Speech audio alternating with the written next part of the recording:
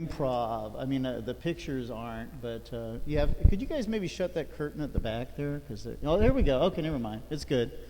So this is Lasqueti Island. I went there a couple weeks ago. It's near Texada Island. You know, before the white man lived on the Sunshine Coast, I think the population here was about the same as it is now, but it was all First Nations people, and they lived off the grid. But some people still do that. On Lasqueti Island, there's no power, there's no hydro, there's no cell towers, and yet people have plugs in their house. I was able to charge my iPhone here, and I actually had pretty good cell reception there on Lasqueti Island. And people have these nice houses that they build, and I found that the houses are just full of craftsmanship because people have lots of time to work, and this house is totally built from cedar that just washed up on the beach. Okay, and the gentleman that I stayed with, look at the beautiful fireplace that he made, and I got to sleep on the nice little bed there right next to the fireplace with the dragons. I mean, the whole house is just full of amazing craftsmanship because he lives off the grid. He doesn't have to work 40 hours a week to make a bunch of money to buy, the next version of this thing, okay? So look at all the nice woodwork and the beautiful, I mean, this is all handmade by the gentleman that lives there that I stayed with. So living off the grid is really pretty nice, I found, I found it attractive. I mean, look at this amazing structure. He made this just because he didn't have anything better to do, so he decided to do this, And again, he's got enough wood stacked up to build 20 of these, just, that he's milled over the years and stuff, because, he doesn't have to make $100,000 a year to buy all sorts of toys because he lives off the grid. And then there's all this moss here. It's a beautiful place. If you ever get a chance to go there, it's just near Texada Island. There's no ferry with cars. It's just a passenger ferry that goes there, or you go with a friend who has a boat like I did.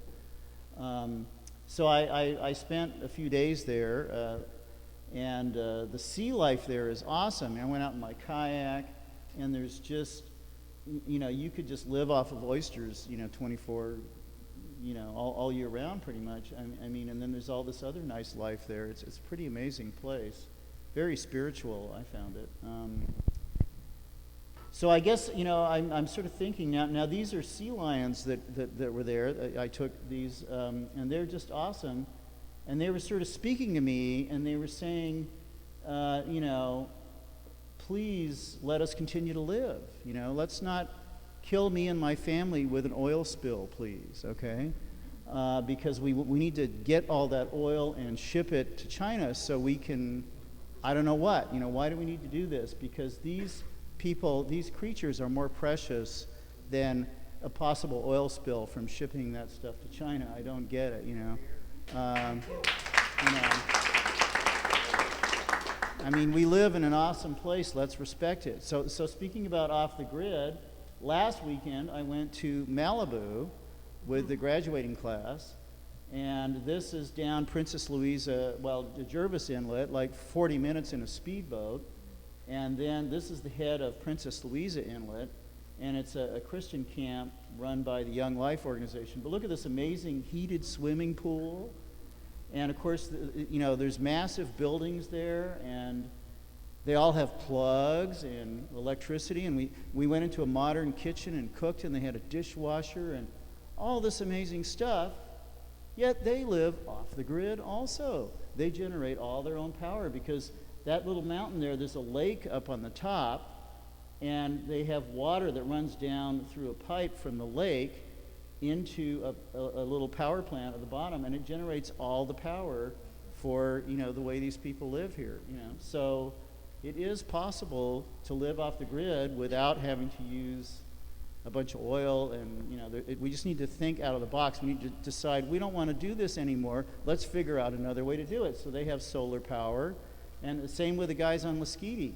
He has a little reservoir up on top. He's got water coming down through a pipe, and he generates his power that way, and with solar panels.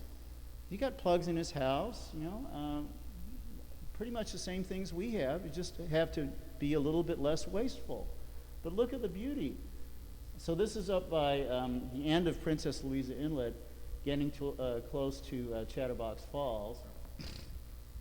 And if you ever get a chance to go here, it's definitely one of the most amazing places in the world.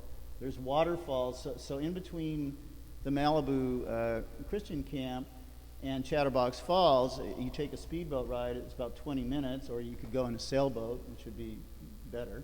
And all the way there's all these amazing waterfalls all the way in and out. It's just an awesome place. Okay, so that is Chatterbox Falls at the bottom there.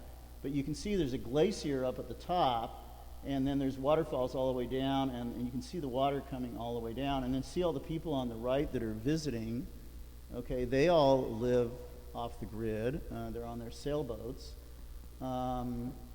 So that's Chatterbox Falls. It's awesome. I mean, you can't get anywhere near it without getting soaked. It's just, we went right to the side of it there and stood there, and we got, we all got soaked, but it's pretty amazing. And the woods around there are just really lush, and it's like it's a rainforest. Okay, so all these people are visiting. The boat on the right left Sacramento in 2005, Sacramento, California. They've been traveling in their boat ever since. And the one on the left is from Oregon, Newport, Oregon. They left last June. Okay, so most of these people are living a different lifestyle. Okay, so now we're returning from off the grid. So just think about it. Do we really need to have a cell tower every 2 kilometers, like the Rogers person that was in my car the other day? We got to have a cell tower every 2 kilometers so everyone can watch videos on their cell phones at the same time. We don't need that. Say no to this stuff. There's a limit. Thank you.